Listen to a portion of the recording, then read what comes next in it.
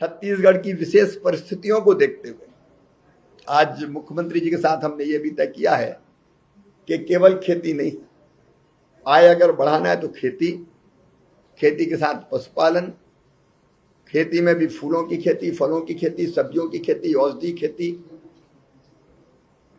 कृषि वानिकी, अलग अलग जितनी पहलू है सब जोड़ के एक एकीकृत खेती का मॉडल जो लाभ दे किसान को। खेती के साथ और एक्टिविटीज क्या होगी एलाइड सेक्टर, उसको भी जोड़ने के लिए छत्तीसगढ़ सरकार एक मंथन करेगी कि क्या क्या यहाँ होना चाहिए। और फिर हम कृषि विभाग में बाकी विभाग के साथियों के साथ भी बैठ के छत्तीसगढ़ की एक और योजना, जहां तक अभी आगे बढ़े वहां से और आगे कैसे छलांग लगाए, उसके लिए बनाने का प्रयास करेंगे। एक छत्तीसगढ़ राज्य ने किसान आईडी बनाने में भी बहुत अच्छा काम किया। 24 लाख किसानों की फार्मर आईडी बन चुकी है। यहाँ अलग अलग योजनाओं की मैं विस्तार से चर्चा नहीं करूंगा, लेकिन कृषि के क्षेत्र में छत्तीसगढ़ बहुत उल्लेखनीय प्रगति कर रहा है। यहां उत्पादन बढ़ाने का मामला हो या फल और सब्जियां उत्पादित करने का मामला हो, धान का कटोरा तो है ही छत्तीसगढ़, बेहतर काम हो रहा है।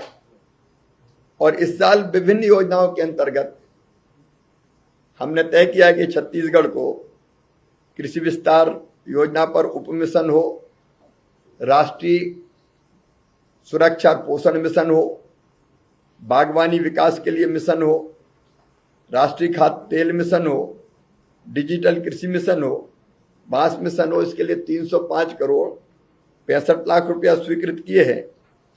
और कृषि विकास योजना पर ड्रॉप, मोर क्रॉप, मैकेनाइजेशन, इन सब के लिए भी 215 करोड़ रुपया 3 लाख रुपए 215 करोड़ 3 लाख रुपए का बजट स्वीकृत किया है। तो 515 करोड़ रुपए से ज्यादा अभी राशि स्वीकृत की है। ये राशि खर्च करेंगे तो और भी आगे भारत सरकार कोई कसर नहीं छोड़ेगी छत्तीसगढ़ के कृषि के विकास के लिए भी। एक बात और कही थी आवास के संदर्भ में कि मनरेगा के अंतर्गत पिछले साल 3,355 करोड़ रुपया छत्तीसगढ़ को मिले थे। इस बार फ्री लेबर बजट आया तो माननीय मुख्यमंत्री जी ने कहा कि लेबर बजट को रिवाइज कीजिए, थोड़ा कम लग रहा है हमको छत्तीसगढ़ की आवश्यकता को ध्यान में रखते हुए। तो आज मैंने आश्वस्त किया है छत्तीसगढ़ के लेबर बजट को फिर से रिवाइज किया जाएगा, ताकि मकान बनाने के लिए जो हम मनरेगा की राशि देते हैं वो भी पर्याप्त सरकार के पास यहां रहे। मित्रों, आपको ध्यान होगा मोर आवास मोर अधिकार एक आंदोलन चला था जब पिछली सरकार थी, और वो आंदोलन इसलिए चला था कि पुरानी सरकार के मुखिया ने अपने पंचायत और ग्रामीण विकास मंत्री के कहने के बावजूद भी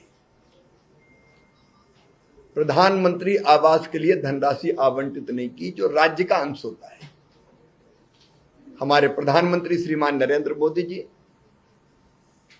छत्तीसगढ़ के गरीब भाइयों और बहनों के लिए प्रधानमंत्री आवास योजना के मकान भेजते रहे, उसके लिए राशि भेजते रहे,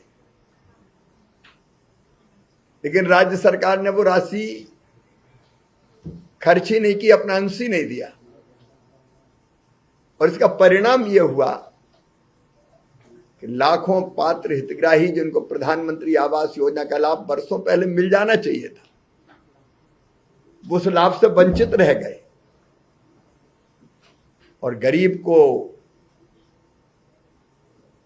घर ना देना सचमुच में एक पाप था। उस समय संघर्ष किया भारतीय जनता पार्टी ने और एक वचन दिया था कि हमारी सरकार अगर बनती है तो हम सारे पात्र हितग्राहियों को हमारी डबल इंजन की सरकार आवास देने का काम करेगी।